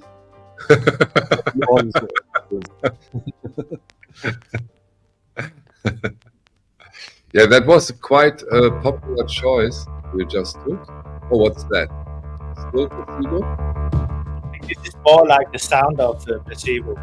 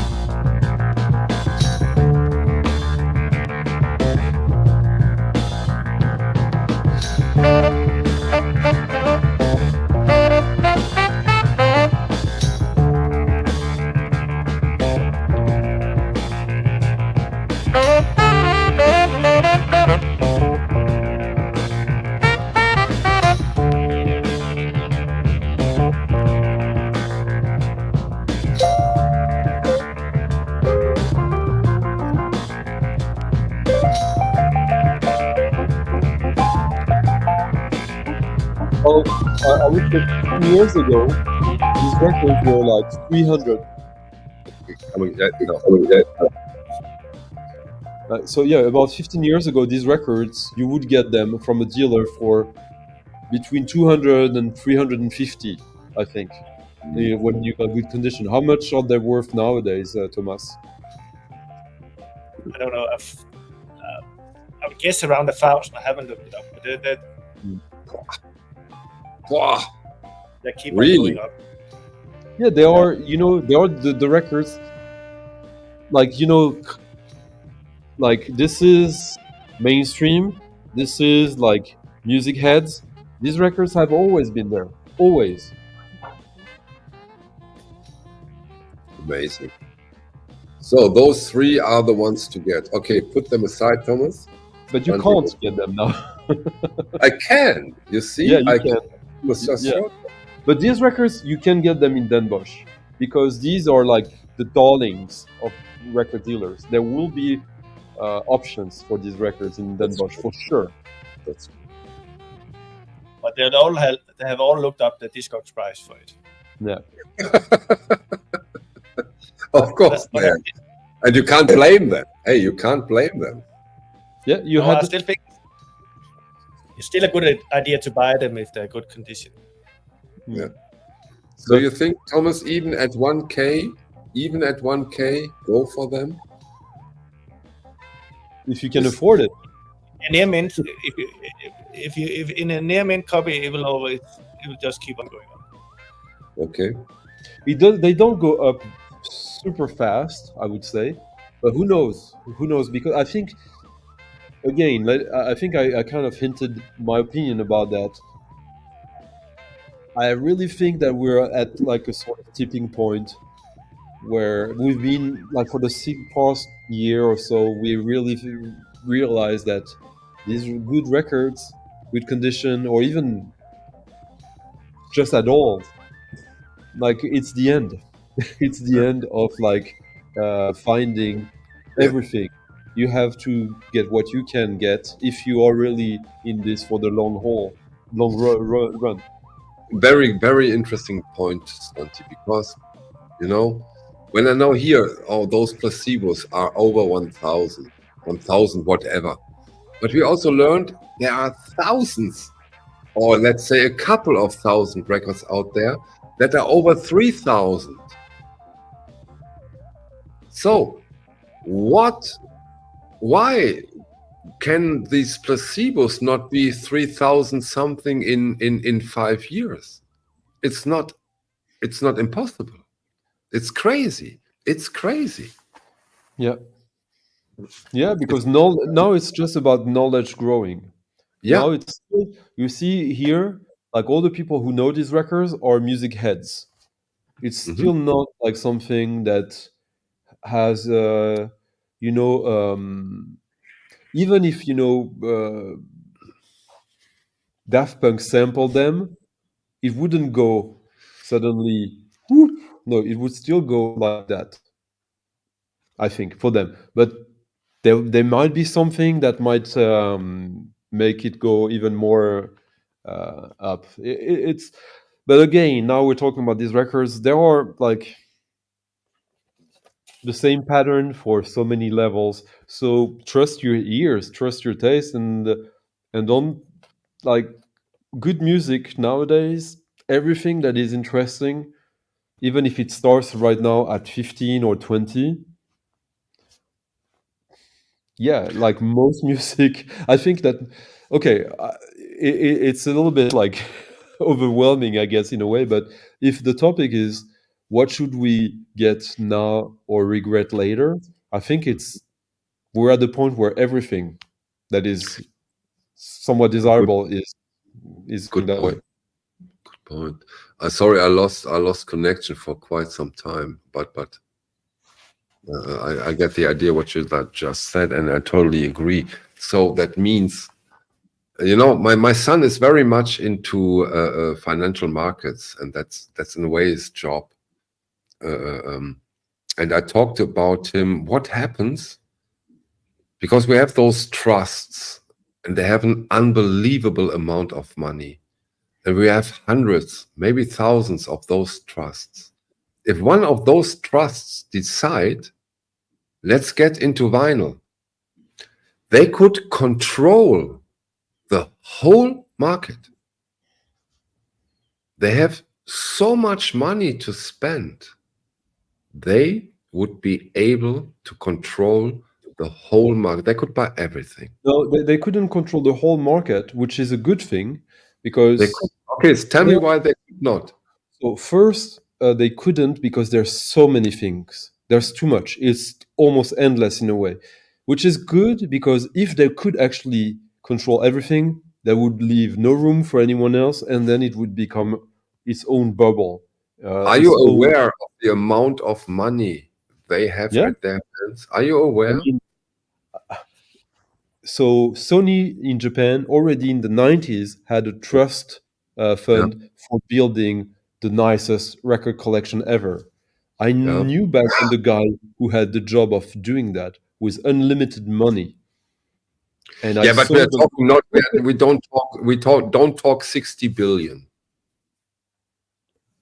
Sony not Corporation, Michael. Yeah, but not that amount.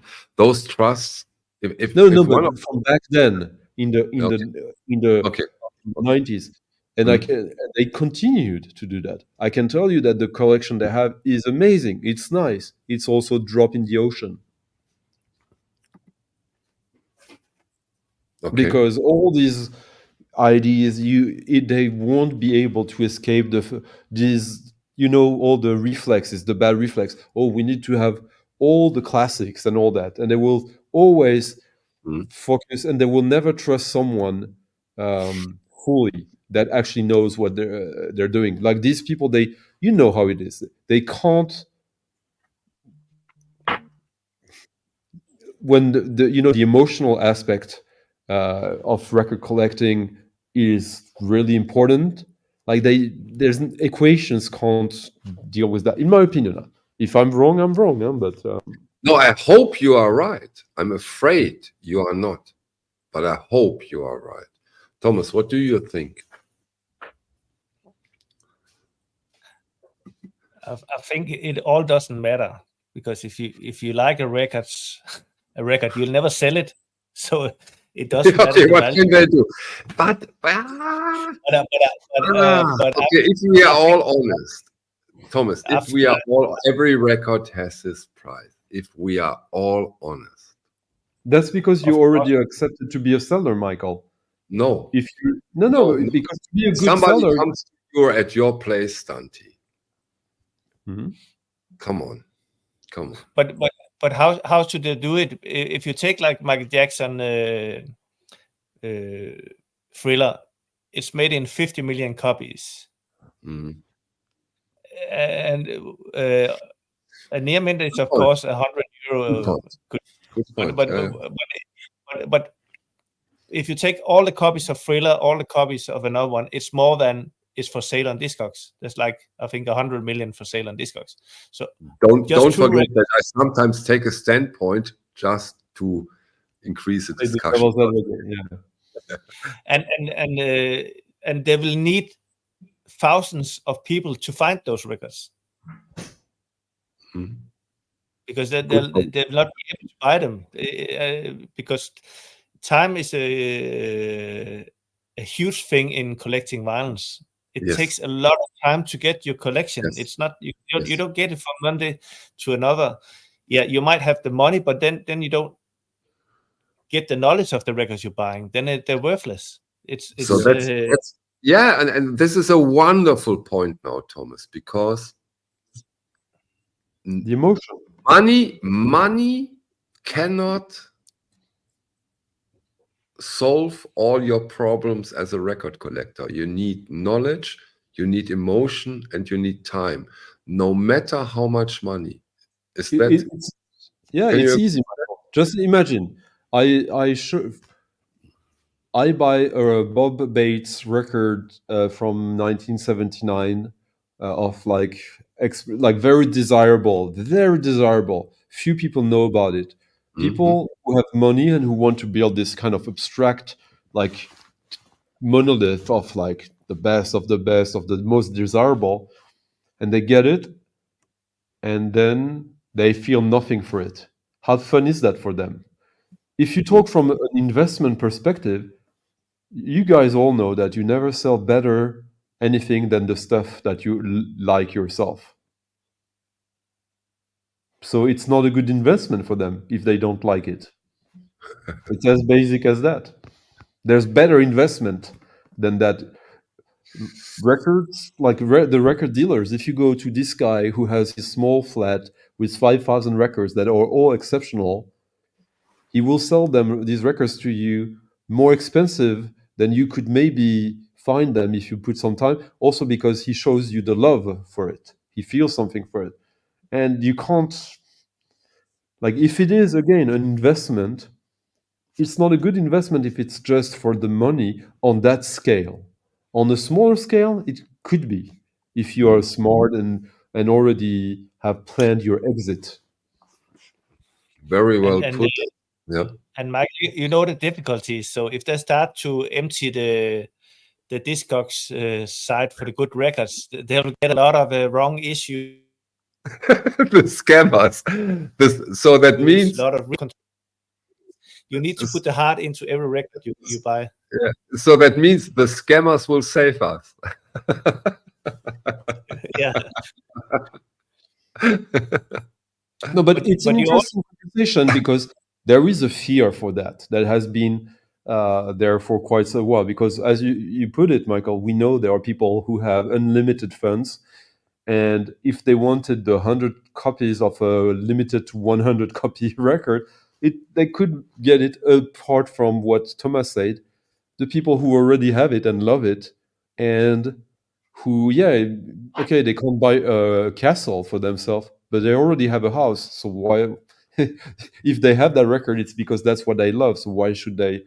There are, yeah. Here is a great sentence from Itzflat Zino. I like that. Collecting is anchored in childhood traumas. That's great. That's cool. I like that. Which is why.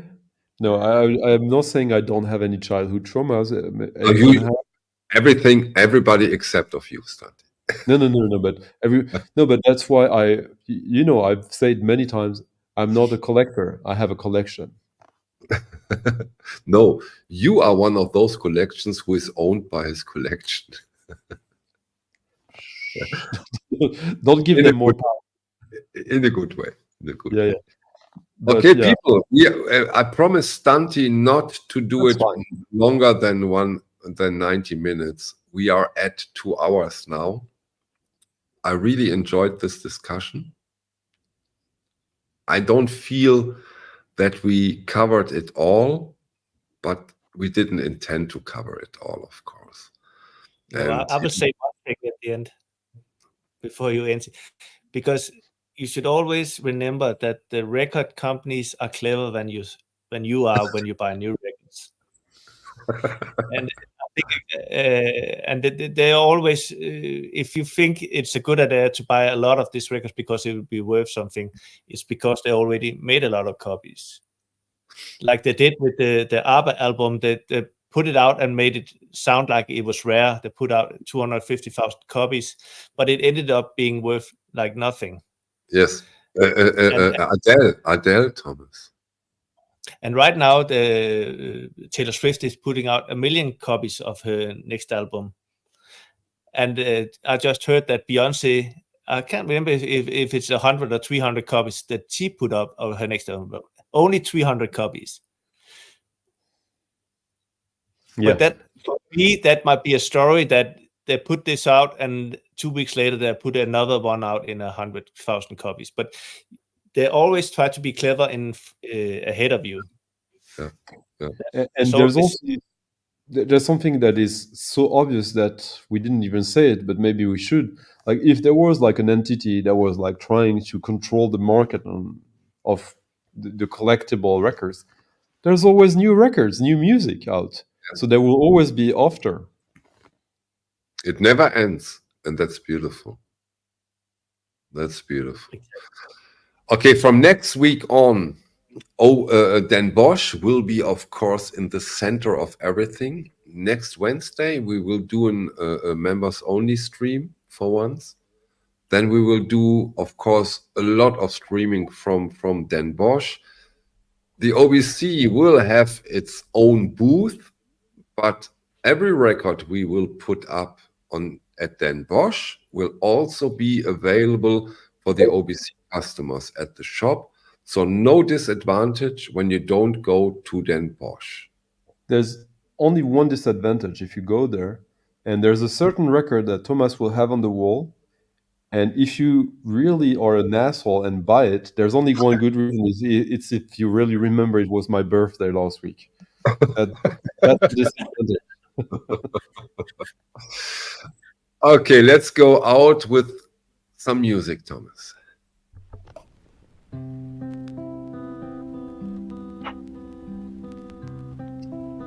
Oh, Good for relaxing, for going to sleep soon. And it rains here. Every that's day a killer record. seems a Not cave, reissued recently, actually. and the lichen covers rocks. and the green finds everything. Chimicum rain, and the rain, and the rain, and the rain, and the rain, and the rain, down around